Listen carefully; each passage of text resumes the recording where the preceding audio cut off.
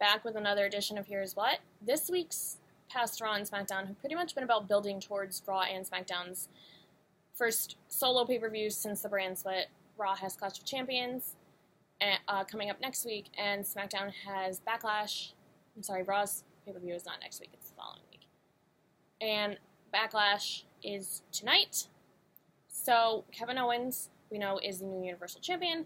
He needs an opponent for Clash of Champions. Obviously, Seth Rollins has a bone to pick. He earned the title match.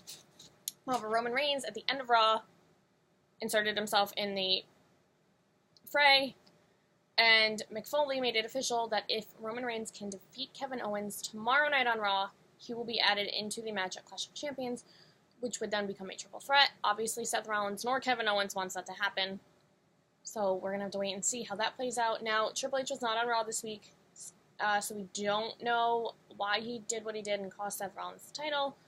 Stephanie still claims she didn't know what was going on. We're going to have to wait and see how that turns out.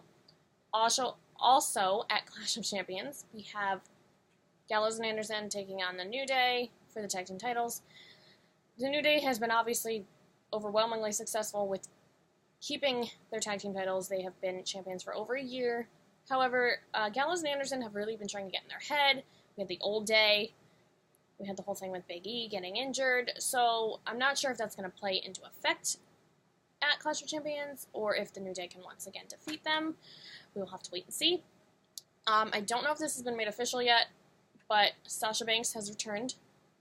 We thought she was going to be out for a while. She has been cleared to compete, and she obviously wants her title back, so Charlotte needs to be on the lookout for that. Now, this is not at Clash of Champions, as far as I know, but we have Sheamus and Cesaro in their Best of 7 series.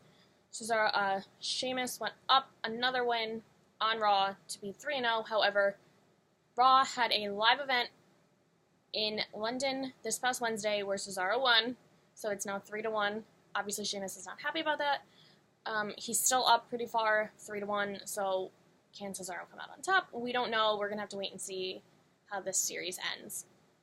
Over on SmackDown, we have the 2 new titles being defended tonight at Backlash. The SmackDown Women's Championship.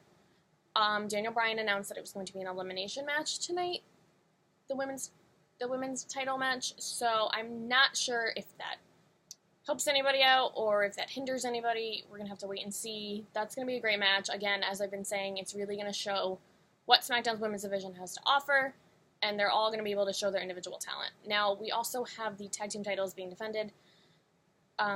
Heath Slater and Rhino, surprise hit of this tournament, defeated the Hype Bros to advance to the finals. American Alpha had defeated the Usos in like 30 seconds to advance to the finals. However, the Usos did not like that, attacked American Alpha, injuring Chad Gable, and Shane McMahon announced on Talking Smack that American Alpha is not going to be able to compete. So tonight, we are going to have the Usos take on the Hype Bros, and whoever wins that match is going to take on Heath Slater and Rhino to determine who will become the first SmackDown Tag Team Champions. The Cruiserweight Classic is going to be ending next week. I know that makes a lot of people sad, but that means the following Monday on Raw, we are going to have the debut of the Cruiserweight division. So, first, they're going to have the semifinals, Grand Metalik versus Zack Sabre Jr., and Kota Ibushi versus TJ Perkins. Whoever wins those matches is going to face each other in the finals live next Wednesday. So exciting. This has been such a great idea. It has been a huge success for WWE. And I cannot wait to see what the future holds for these guys. And NXT, again, obviously it's the showcase of the up-and-coming talent. But, we've obviously had people that have been there longer. This week was another showing of the newer talent coming in. We had TM61, Nick Miller and Shane Thorne versus Arya Zavara, and Tony Nese. We had Ember Moon versus Leah Vaughn, who has not been signed, but, she's another local competitor.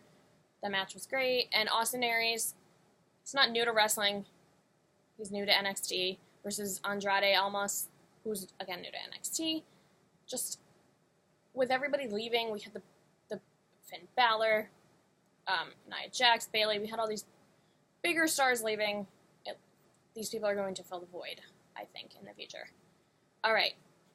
Who do you need to watch this coming week, pretty much for the rest of your life, are the Cruiserweight Classic competitors. I cannot pick just one. They are all super fantastic. I'm not sure who exactly is going to be in the Cruiserweight division, but if we get all of them or any of them, it doesn't matter. They are some of the best wrestlers in the world, and I cannot wait to see what they bring to Raw. It's going to be so exciting.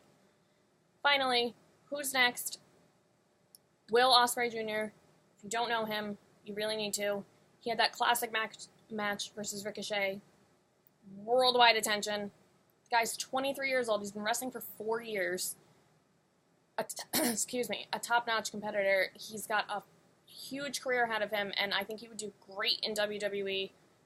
Who wouldn't want to see him versus Sami Zayn, Seth Rollins, Finn Balor when he comes back? Come on, guys. All right, that's all I have for this week. I will see you next Sunday.